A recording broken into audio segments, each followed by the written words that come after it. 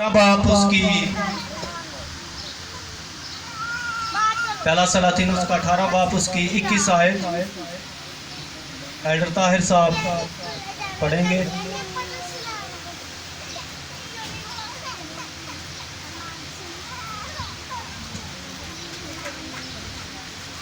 मेरी तरफ से आप सभी को सलाम।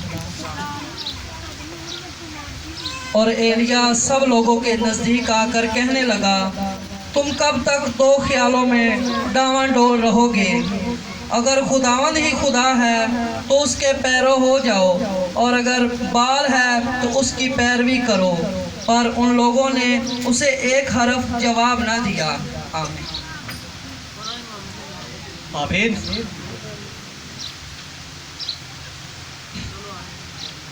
ये कलाम मुक़द्दस उस वक़्त तो उन लोगों से खुदा ने अपने बंदा के वसीला से किया, अपने नबी के वसीला से किया, लेकिन खुदा आज हम सबसे कलाम करता है। खुदा आज हम सबसे मुहातब है, कहता है कि तुम कब तक दो ख्यालों में डावाडोल रहोगे? आज तक कब तक तुम दो ख्यालों में डावाडोल रहोगे? हमारे दरमियान बहुत सारे लोग ऐसे हैं जो दुआ भी करते हैं, और जब किसी मुश्किल के अंदर चले जाते हैं, किसी मुसीबत के अंदर चले जाते हैं, तो वो अपने खुदावंद को भूल जाते हैं, वो दूसरे मबूतों के पास चले जाते हैं अपनी शिफा को हासिल करने के लिए, अपनी जान की बहाली के लिए। लेकिन वो जिस्मानी शिफा तो पालेंगे, लेकिन अपनी निजात से वो महरूम रह जाएंगे। इस दुनिया के अंदर एक ही वाहिद हस्ती है, खुदावंद यीशु मसीह, जो आपको बीमारियों से भी शिफा देता है और हमारे तमाम गुनाहों को माफ करता है। हालेलुया। और हमें अपनी मिरास का वारिस बनाता है। शिफाएं तो आपको किसी दरबार से मिल जाएगी, किसी पीर के पास से मिल जाएगी, किसी जादूगर के पास से आपको शिफा मिल जाएगी, लेकिन नजात खुदावंद यीशु मसीह के बगैर कोई नहीं दे सकता। लिखा है आसमान पर जमीन पर दूसरा नाम नहीं बख्शा गया जो नजात दे सकता है। तो यहाँ पर खुदा का बंदा इस्राएल कौम से मुहातब है। खुदा ने बनी इस्राएल कौम को बड़ी मुश्किल से इन्हें निकाल कर एक मुल्क का वारिस बनाया, और जब ये मिस्र के अंदर थे तो इन पर बड़ा जुल्म होता था, बड़ी मुसीबत के अंदर रहते थे। खुदा ने इनकी दुआओं को सुना। खुदा जब आज हम भी ईमान से दुआएं करते हैं तो खुदा हमारी दुआ का जवाब दे, वो कादर मुतलिक है। खुदा ने इनकी दुआओं को सुना, खुदा ने इनके रोने को सुना। जब इन्होंने खुदा की हजूरी में पुकारा तो खुदा ने अपने बंदा को उस जगह पर कायम किया। और जब खुदा के बंदा ने मूसा ने इनको मिस्र के अंदर से निकाल कर ले आया तो खुदा ने इनसे कहा कि याद रखो, जिस मुल्क के अंदर मैं तुम्हें भेज रहा हूं, तुमने उनके बुतों को सिजदा नहीं करना, तुमने उन जैसे काम नहीं करने, क्योंकि खुदा हमारे मुस्तकबिल को जानता है। खुदा जानता है कि हम आगे क्या करेंगे। खुदा हमारी सोचों से वाकिफ है, खुदा हमारे ख्यालात से वाकिफ है, खुदा हमारी जिंदगियों से वाकिफ है। खुदा ये जानता है कि मेरा बेटा आगे जाकर क्या करेगा। तो खुदा ने उन्हें कहा, मैं तुम्हें बड़ी मुश्किल से निकाल कर ले आया हूँ, मुसीबत से निकाला है तुम्हें, और जिस मुल्क के अंदर तुम जाओगे वहां के तुमने बुतों को सिजदा नहीं करना, वहां के जो पीर फकीर है उनके आगे नहीं झुकना, बल्कि मैं खुदाए कदूस जो तुम्हें मुल्क मिस्र यानी कि गुनाह की गुलामी से निकाल कर ले आया, मेरे सिवा कोई और मबूद नहीं, कोई और बचाने वाला नहीं, कोई और छुड़ाने वाला नहीं, कोई इबादत के लायक नहीं, कोई सिजदे के लायक नहीं, कोई प्रस्तश के लायक नहीं। लिखा है, अगर तुम मेरे साथ चलते रहोगे तो मैं तुम्हें सरबुलंद करूंगा, मैं तुम्हें सरफराज करूंगा। जिस जगह पर तू कदम रखेगा वो जगह मैं तुझे दे दूंगा। खुदा ने इनके साथ बहुत वादे किए, लेकिन इन्होंने क्या किया? जब मुल्के कनान के अंदर पहुंच गए तो वहां के लोग जो थे बुत परस्त थे, जादूगर थे, गुनाह की गुलामी के अंदर थे। यशायाह की किताब के अंदर लिखा है, मैंने तुमको अपने जलाल के लिए पैदा किया है। हालेलुया। खुदा ने सिर्फ मुझे भाई शबाज को, पास्टर वसीम को नहीं, बल्कि आप सबको अपने जलाल के लिए पैदा किया है। खुदा ने हमें इसलिए इस मुल्क पाकिस्तान के अंदर 101 के अंदर रखा है कि हम गैर कौमों के अंदर यीशु का जलाल जाहिर करें, लोग हमारे वसीला से मसीह को जाने। मोइज़ात की कुदरत खुदा आपके वसीला से भी कर सकता है, यीशु आपके वसीला से भी मोइज़ात कर सकता है। यीशु ने ये नहीं कहा, यीशु ने कहा जो मुझ पर ईमान लाएगा ये मोइज़े मैं करता हूं वो भी करेगा मेरे नाम से। हालेलुया। आप सबके पास इख्तियार है, सिर्फ हमें उसको कबूल करने की जरूरत है। हमें खुदा ने अपने जलाल के लिए इस दुनिया के अंदर, इस इलाके के अंदर रखा है कि हम ना के जैसे हमारे दोस्त है वो कहते हैं कि आओ जी फलां बाबा के पास चले जाते हैं, फलां पीर के पास चले जाते हैं। नहीं, बल्कि उनको बताओ मेरे यीशु में बहुत पावर है, वो मुर्दों को जिंदा करने की कुदरत रखता है, वो अंधों को आंखें देने की कुदरत रखता है, वो यीशु के पास। हालेलुया। और यकीनन यीशु ऐसा करता है। 46 अड्डा के अंदर मैं एक फैमिली के अंदर, मुस्लिम फैमिली के अंदर थोड़े दिन गया। जब वो मैं दुआ करने लगा तो वो औरत मुझे कहने लगी, बेटा अगर आप इसको निकाल सकते हो इस बदरू को तो आप हाथ लगाना, अगर नहीं निकाल सकते तो इसको हाथ नहीं लगाना। मैंने कहा मैं नहीं निकालता, मेरा यीशु निकालता है जो पावरफुल है, जिसके अंदर ताकत है, उसके सामने दुनिया की कोई ताकत नहीं ठहर सकती। हालेलुया। आपको खुदा ने इसलिए तख्लीक किया है कि आप अपनी जिंदगी के वसीला से यीशु का जलाल जाहिर करें। पहले पहले मेरी सोच थी कि हम गैर कौमों के अंदर रहते हैं, हम थोड़े लोग हैं, हमारी कोई वैल्यू नहीं। मैं आपको बहुत कम फील महसूस करता था, लेकिन जब खुदा ने गैर कौमों के अंदर, इन लोगों के अंदर हमारे वसीला से मोइज़े किए और हमने यीशु का जलाल ज़ाहिर किया, तो हमने खुदा की शुक्रगुजारी की कि खुदावंद तेरा शुक्र हो कि तूने हम इन लोगों के दरमियान रखा है। और खुदा अपने लोगों को इन लोगों के दरमियान इस्तेमाल करता है। हालेलुया। तो इन्होंने जब मिस्र के अंदर चले गए तो इन्होंने उनके साथ पीरी फिक्री शुरू कर दी, बुत परस्ती शुरू कर दी, अपने ईमान से मनहरफ हो गए, अपने खुदा को भूल गए, उस नेमतों को भूल गए जो खुदा ने उन पर फजल किया था। तो क्या हुआ? इनका कीदामान था कि ये जो बारिशें आती है, ये रोजी आती है, हर एक चीज, हर एक बरकत ये हमें ये जो देवता होते हैं ये देते हैं। और कनानियों का एक देवता था जिसका नाम बाल था, और इन्होंने बाल का एक बहुत बड़ा मंदिर बनाया था। और इसराइलियों ने ना के उनके अंदर खुदा का जलाल जाहिर किया, बल्कि इन्होंने भी बाल की परस्ती शुरू कर दी, इन्होंने भी बाल के आगे झुकना शुरू कर दिया। जब खुदा इन चीज़ों को देखता है तो उससे बहुत गुस्सा आता है, बहुत खुदा गज़बनाक होता है, क्योंकि कलाम एक मुकद्दस के अंदर लिखा है, गैर मबूदों की तरफ दौड़ने वालों का गम ज्यादा हो जाए। हम एक मुसीबत से, अगर आपके सर के अंदर दर्द है, आपकी टांग के अंदर दर्द है, आप किसी पीर फकीर के पास जाते हैं, आपको शिफा तो मिल सकती है, लेकिन आप खुदा की बादशाही से महरूम हो जाते हैं, आप उसकी बादशाही में दाखिल नहीं हो सकते।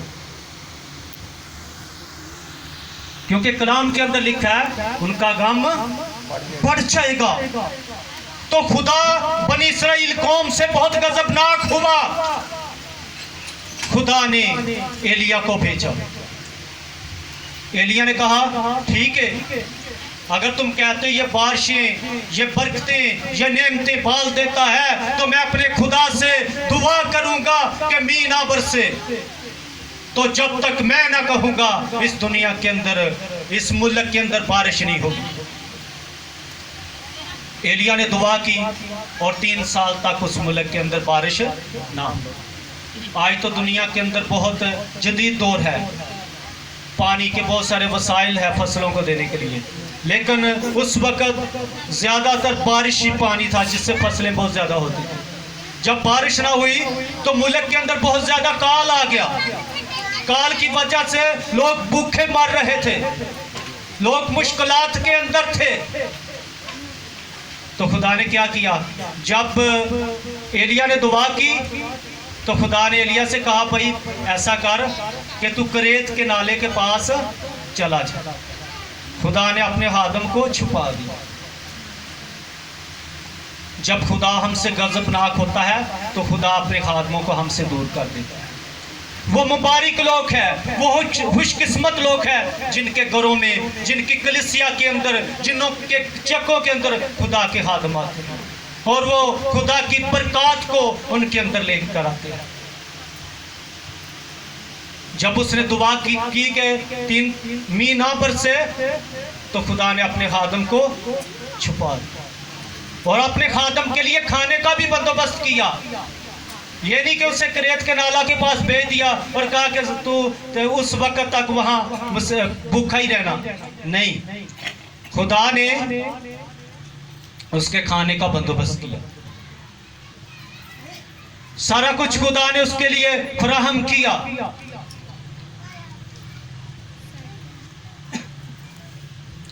लेकिन जब खुदा के खादम को छुपा दिया तो उन्होंने एलिया को ढूंढना शुरू कर दिया। जब काल के अंदर थे, जब हम मुसीबत के अंदर होते हैं तब हमें खादमों की याद आती है। जब हम ढूंढते हैं कोई अच्छा सा खादम मिल जाए हमें, जिसे हम दुआ कराएं, हम इस मुसीबत से रहाई पा जाए, हम इस मुश्किलात से रहाई पा जाए। जब हम खुशी के अंदर होते हैं तब हमें खुदा के खादम नहीं याद आते। जब हम मुसीबत के अंदर होते हैं तब हम कॉलें करते हैं, प्रेयर रिक्वेस्ट बहुत सारी आती है फेसबुक पर, व्हाट्सएप पर, मेरे लिए दुआ करें, मेरा ये मसला है, मेरी ये प्रॉब्लम है। लेकिन जब हम खुशहाल होते हैं उस वक्त हम खुदा को याद नहीं करते। तो जब उनके मुल्क के अंदर काल आ गया तो काल कैसे आया था? उनकी अपनी कमियों की वजह से आया था, उनकी अपनी गलतियों की वजह से आया था। उन्होंने एलिया को ढूंढना शुरू कर दिया। लेकिन जब खुदा ने उनकी दुआओं को सुना तो खुदा ने एलिया को वहां पर भेजा। और जब एलिया वहां पर आया तो एलिया ने उनसे कहा, खुदा तुम्हें बरकत देना चाहता है, तुम्हें बहाल करना चाहता है अगर तुम खुदा में जिंदगी गुजारो, अगर खुदा में एक हो जाओ। और उसने कहा, तुम कब तक 2 ख्यालों में डामाडोल रहोगे? उसने कहा, कब तक तुम खुदा की भी और बाल की भी परस्तिश करोगे? आज हमारे दरमियान भी बहुत सारे ऐसे लोग हैं जो बुतों के सामने भी झुकते हैं, पीरों से भी दुआ कराते हैं, दम करवाते हैं, और एक दिन किसी पीर के पास चले जाते हैं, दूसरे दिन खुदा के खादम के पास जाते हैं। लेकिन एलिया ने कहा, ऐसा नहीं, ऐसे तुम बरकत नहीं पा सकते जब तक तुम मुकम्मल तौर पर खुदा की हजूरी में ना जाओ। उसने कहा, ठीक है, तुम बाल की परस्तिश करते हो, मैं तुम्हारे सामने एक बात रखता हूं। उसने कहा, 2 बैल लिए जाए और एक मुझे दे दिया जाए और एक जो बाल के पुजारी है, जो बाल को पूजने वाले हैं, उनको दे दिया जाए। और उसने कहा, लकड़ियों के ऊपर जिब्बा को रखेंगे, सोख्त नहीं कुर्बानी को, और आग नहीं देनी। जो खुदा आसमान से आग नाजल कर जवाब दे वही खुदा ठहरेगा। हालेलुया। एलिया ने कहा, अगर ये बाल खुदावंद है तो आसमान से अगर आग जो नाजल करेगा वही खुदा ठहरेगा। जादूगरों के अंदर भी बहुत सारी ताकत है, लेकिन जहाँ खुदा का तख्त लगता है, जहाँ खुदा की हजूरी आती है, वहाँ उनका कोई भी तीर नहीं चलता, वहाँ उनकी कोई भी ताकत काम नहीं करती, क्योंकि वहाँ पर खुदा का मज़बा लग जाता है, वहाँ पर खुदा की हजूरी आ जाती है। उसने कहा अगर बाल ही खुदावंद है तो उसके पैरू हो जाओ, अगर खुदावंद ही खुदा है तो उसके तालब। सब ने कहा ये बहुत अच्छी बात कही कि आसमान से अगर आग आए और जिसकी कुर्बानी को वो आग ब्लेस करे वही खुदा ठहरेगा। उसने कहा बाल के पुजारी तो जो थे वो 450 थे, उन्होंने एक मंदिर बनाया हुआ था और मंदिर के अंदर बाल की जो कनानियों का देवता था उसकी पूजा करते थे, उसकी प्रस्तश करते थे। उसने कहा अब तुम ज्यादा हो, पहले आप एक बैल ले लो और ज़िबा करो। उन्होंने ज़िबा किया, उसके ऊपर रख दिया लकड़ियों के ऊपर, और उन्होंने अपने बाल को पुकारना शुरू कर दिया, जोर जोर से चिल्लाने लगे कि ऐ बाल हमारी दुआ को सुन, हमारी दुआ को सुन। लिखा है दोपहर हो गई लेकिन कोई जवाब ना आया। तो एलिया ने कहा वो देवता है, शायद वो किसी भीड़ में होगा, शायद वो सो रहा होगा, जरूर है उसे जगाया जाए, बाल को पुकारो। उसने उनको तैश में दिलाया कि जोर से पुकारो, शायद आपका देवता सो रहा हो कहीं, जरूर है उसे जगाया जाए। तब उन्होंने लिखा है जंजीरों से अपने आप को जख्मी कर, छुरियों से अपने आप को जख्मी कर लिया। ऐ बाल हमारी दुआ को सुन, ऐ बाल हमारी दुआ का जवाब दे, लेकिन कोई जवाब ना आया। लिखा है जब दोपहर ढल गई, शाम का वक्त हो गया, तो एलिया ने कहा अब नजदीक। लिखा है उनको उसने कोई किरमल पर इकट्ठा किया और उन्होंने जो खुदा का मज़बा था उसे डा दिया था, उन्होंने उसकी कोई अहमियत नहीं समझी थी। आज भी जो लोग जादूगरों के पास जाते हैं, पीरों के पास जाते हैं, उनकी नज़र में खुदा के आदमों की कोई वैल्यू नहीं, उनके सामने खुदा की हजूरी की कोई कदर नहीं। उन्होंने खुदा के मज़बा को अपने पास से दूर कर दिया था। तो एलिया ने 12 पत्थर लिए और उनको रखा और मज़बा बनाया, और जब मज़बा बनाया तो उसने लकड़ियों के ऊपर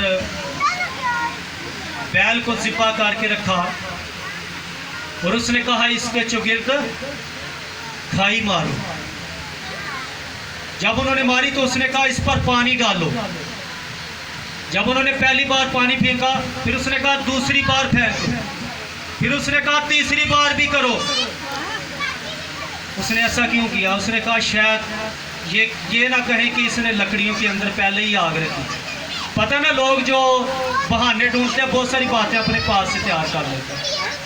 उसने कहा पानी फेंको और फेंको।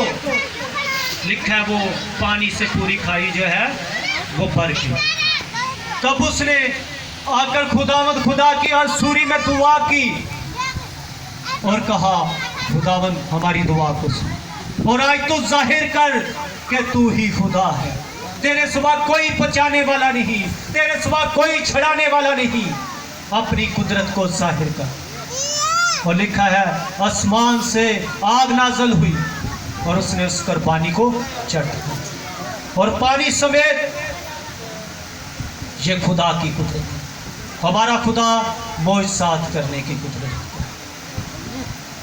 और एलिया ने जो बाल के 450 पुजारी थे उनको कत्ल कर दिया। खुदा जो उसकी हजूरी को, उसके कलाम की कदर करते हैं, वहाँ वो आ मौजूद होता है, उनके दरमियान होता है, उनकी मदद करता है। और जब इराक के बादशाह ने बनी इसराइल के मुल्क में से बहुत सारे लोगों को असीर बनाकर अपने मुल्क के अंदर ले आया, तो उसने बादशाह ने एक मूर्त बनवाई और बादशाह ने कहा जो इसे सिजदा करेगा वो जिंदा रहेगा और जो इसे सिजदा ना करेगा वो आग की जलती भट्टी में डाला जाएगा। मैंने आपको पहले भी बताया कि खुदा ने हमें इस एरिए के अंदर इसलिए रखा है कि हम अपनी ज़िंदगी के वसीला से खुदा का